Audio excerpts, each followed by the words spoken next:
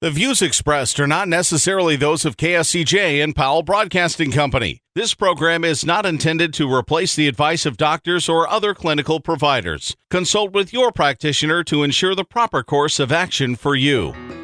Welcome to When Things Aren't Going Well on AM 1360, FM 94.9 KSCJ. This program is dedicated to your mental health wellness and brought to you by Family Services, a United Way partner agency. Here's your host, Art Silva. When things aren't going well, this show is dedicated to your mental wellness and how you can help yourself navigate the daily highway of life. Our show is brought to you by Family Services, a United Way partner agency serving the Siouxland community.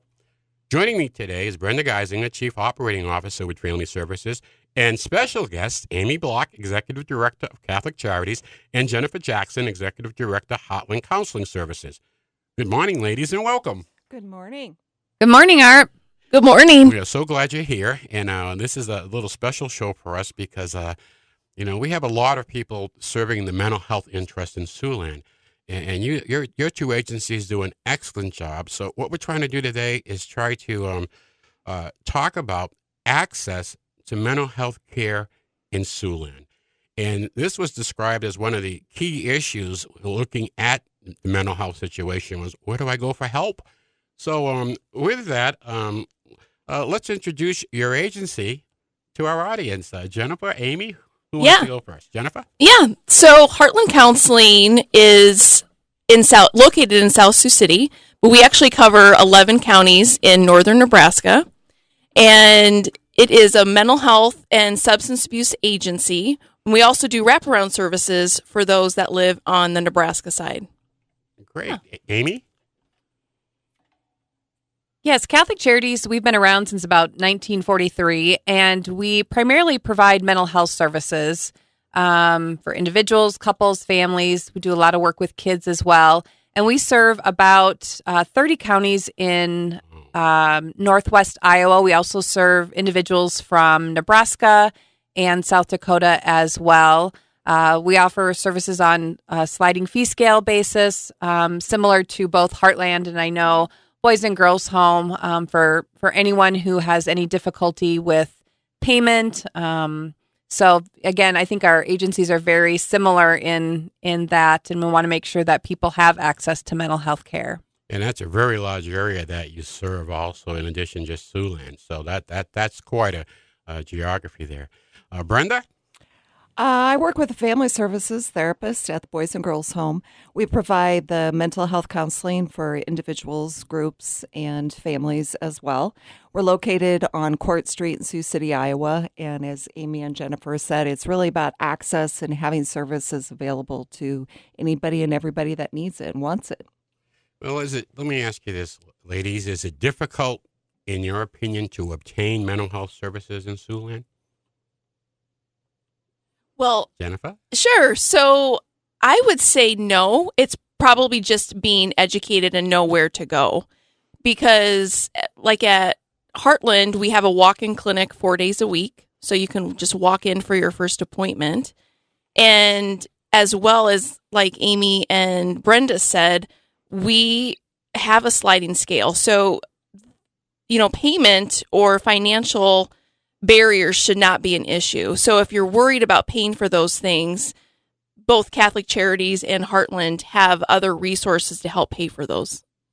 Amy? I think what I would say is I think that when it comes to access, that we are lucky here in the Sioux City area that we have several different agencies who are here to provide those services with licensed professionals who have a lot of experience in different areas, with the availability to see people. And I think the barriers have been removed in a lot of ways for people to get services. I think it's gotten a lot better. I think one of the areas that we struggle in often is finding more licensed professionals to deal with. I think we're going to talk about that a little bit later. Some of the increase in people who are having mental health issues. So I think that maybe is sometimes where the struggle is. Brenda? I think that availability for therapy is out there. I think some of the stigma or the fear that is attached with someone seeking out help might be an obstacle for someone to overcome. But the resources are there, the professionals are there to help. It's just being the willingness and the desire to say, excuse me, I do need help, and where do I go? So the access to care, we've talked about the financial part of that, and there's an answer there. You can get help. How about insurance? That seems to be a key deal. Do you find that to be a plus or minus, or how insurance companies handle mental health and mental illness? I think everybody's insurance policy is different, so you have to know what's available. But it's still a barrier for some people in terms of, can I afford the deductible? Can I afford the copay? And how often do I need to go? But insurance companies quite often are willing to work with people and work with agencies. It's a matter of taking that phone call and working together to find a solution. Amy, Jennifer, anything you'd like to add to that? I would agree. I think the other thing is that I don't want to speak for either of them because, we all have a little bit different practice when it comes to, how we work with clients. But I know, oftentimes we're also willing to, well, I think I can speak for them actually, that we're willing to work with people. So if someone has a high deductible and they can't afford that, then we'll work with them on that. We don't turn people away because of inability to pay. And they're both nodding here, so I am speaking for all of us. But the most important thing, and I think with all of our mission, is we just want people to come in and get help. So we don't ever want that to be a barrier.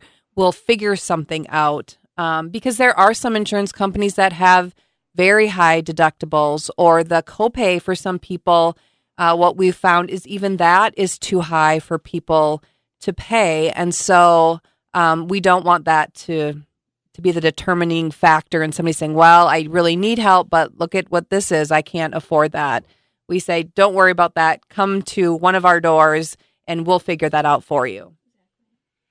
I'm out Silva, and you're listening to When Things Aren't Going Well, and with me is Brenda Geisinger from Family Services, Jennifer Jackson from Heartland Counseling, and Amy Block from Catholic Charities. And we're discussing access to mental health services in Siouxland. Now, let's continue our discussion. We were talking about insurance companies. And just recently, we saw that now we can see maybe parity in telehealth payment. A lot of folks don't understand out there how we get reimbursed for the services. So, and who wants to tackle that one first? Sure, I can. Jennifer? So it's super exciting this week that the bill was passed for Iowa. So we will get equal payment as an agency, regardless if it's telehealth or in person. In Nebraska, Governor Ricketts also signed a bill back on April 29th that telehealth will continue as well. So the great thing is that in Nebraska, we're even continuing to be able to do telehealth for wraparound services, not only therapy, which is phenomenal because before COVID, that was never a possibility. We always had to do face-to-face. So that is a wonderful thing for us as an agency because we're able to break down, again, those barriers. What are, the individuals that are living in the rural areas, 60 miles, 90 miles to drive in. Well, now we can see them right from their home. So that has been wonderful. Amy? I think the other thing, and certainly in the rural areas, oftentimes what we've seen is that has been one of the barriers. People can't get to a mental health agency. I think with transportation, and even for some people, it might be 20 miles, it might be 30 miles, it might be because they don't have a car. It might be their mental health disorder has kept them from seeking treatment and being, whether that's anxiety or OC, whatever that is. And so I think with this, we are going to see hopefully more people accessing mental health services because of the laws that have been passed. Brenda, you want to add to that, please? I think it's been a wonderful thing for people to access telehealth, those for the reasons mentioned, transportation or their physical limitations or their disabilities. The other piece of it is people may be more comfortable just at ease of reaching up and picking up the phone and getting on the computer or whatever the case may be for telehealth to get the help that they need. And it's a sense of I'm taking that first step, and it's always there.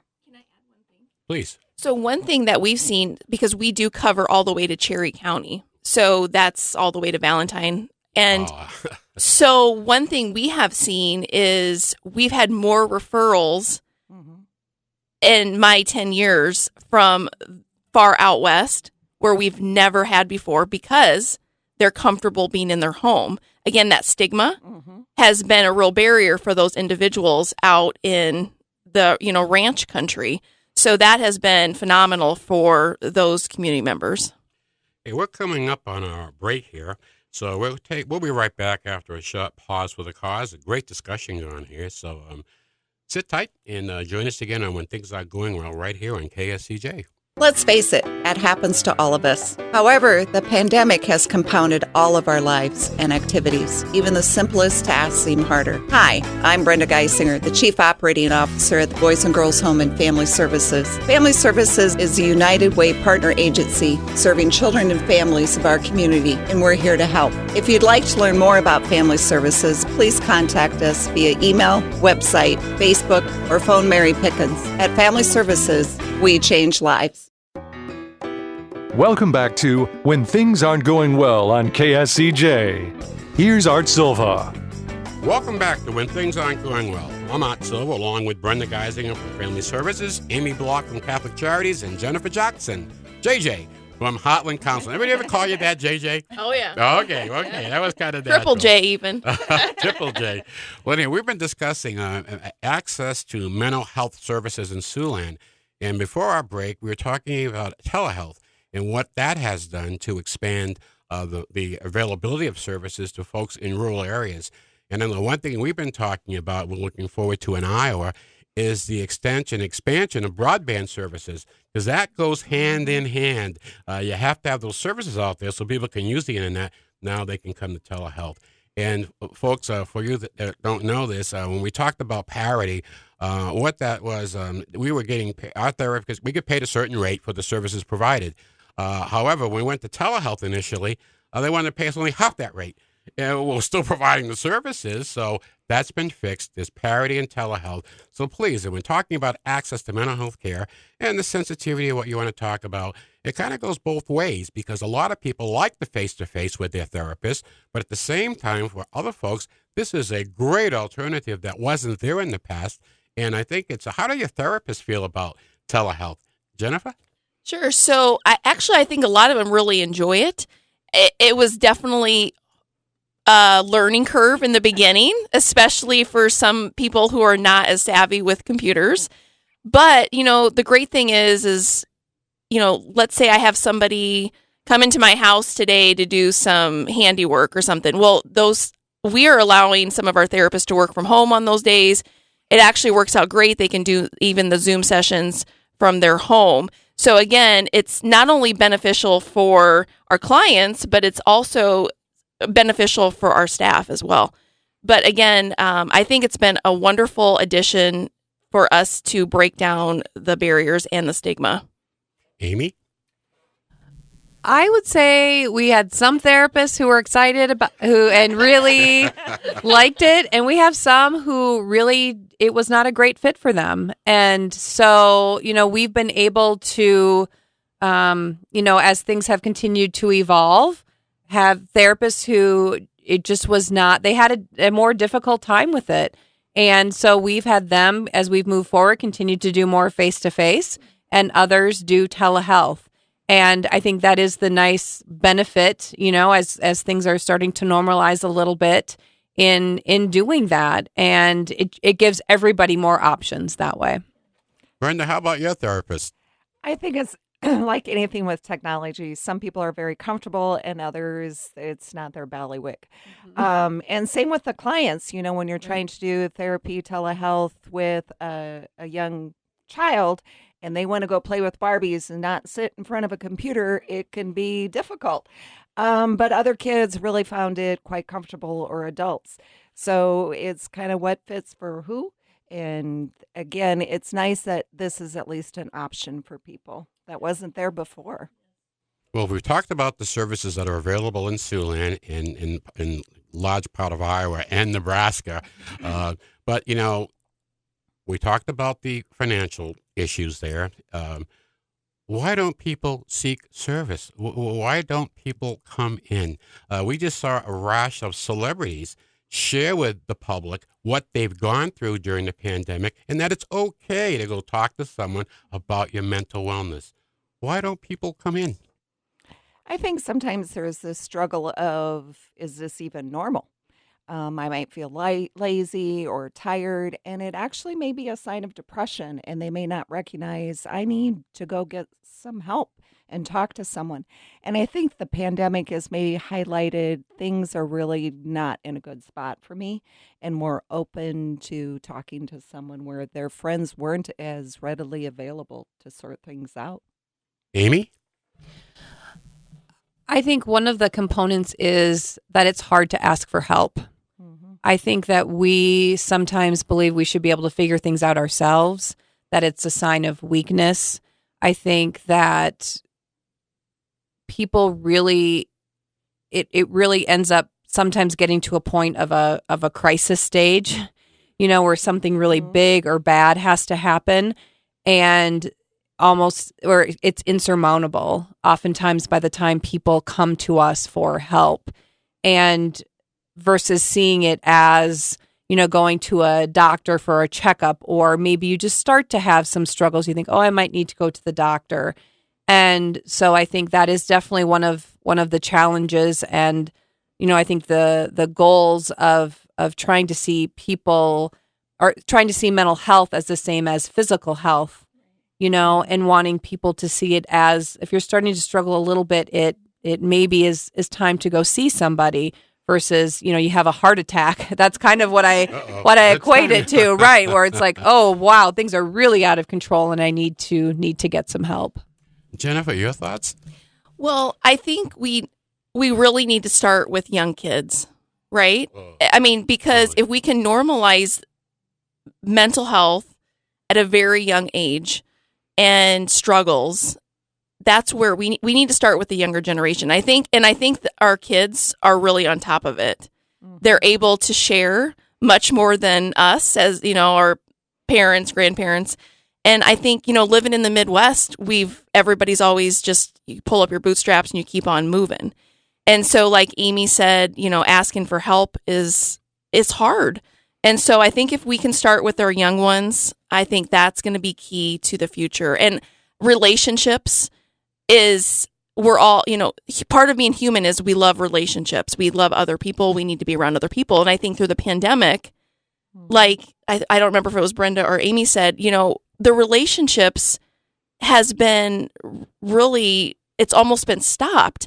And so I think that has really impacted, and we have seen a large increase in the need since COVID has happened. So, maybe part of the silver lining of this is that we are able to talk about mental health, and the stigma has reduced somewhat.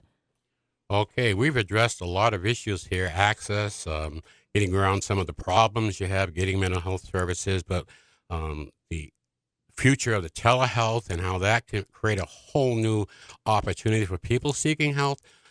So now, ladies, as we come towards the end of our show, tell us how folks can get a hold of you and your services and what they can do. Jennifer? Sure. So we're located in South Sioux City on West 21st Street, and we're open Monday through Thursday, 8 to 8, and on Fridays from 8 to noon. You can call us at 402-494-3337, or you can always go to our website. It's heartlandcounselingservices.org. And you have a walk-in service, you say also, We right? do. We have a walk-in clinic Monday through Thursday. So if you need to come in or you would like more details, again, you can call us at 494-3337. Okay, great. Amy? Yes, so our Sioux City office is over on Military Road, but probably the easiest way if you're looking to get in contact with us or any of our satellite office is to go to our website. It has all of our information, and it's cathchar.com, short for Catholic Charities, so cathchar.com. I learned that. We'll try to find you.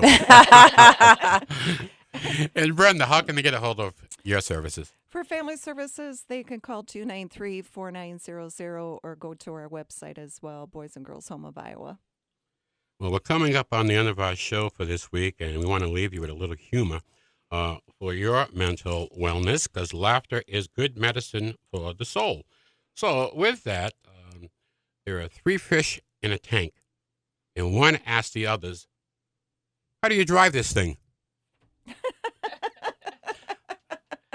Ladies, I want to thank you, Jennifer and Amy, for joining us today and sharing your expertise. And I hope you come back another time. We can pick another topic that we can use going on in Siouxland that would help create awareness for mental wellness. Brenda, thank you. We'll see you here next week. Same time, same bat channel. We're doing that. I also want to thank our listening audience for joining us this morning. And a shout out to Andrew and Lacey at Bargain Bedding.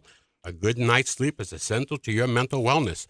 Also, a super shout out to Brad Pouch and Bruce Scheid. Our thoughts and prayers are with you.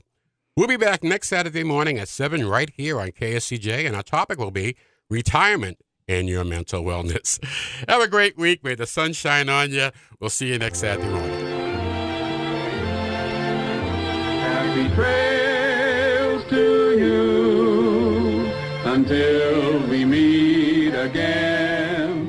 Happy trails to you. Keep smiling until then. Happy trails.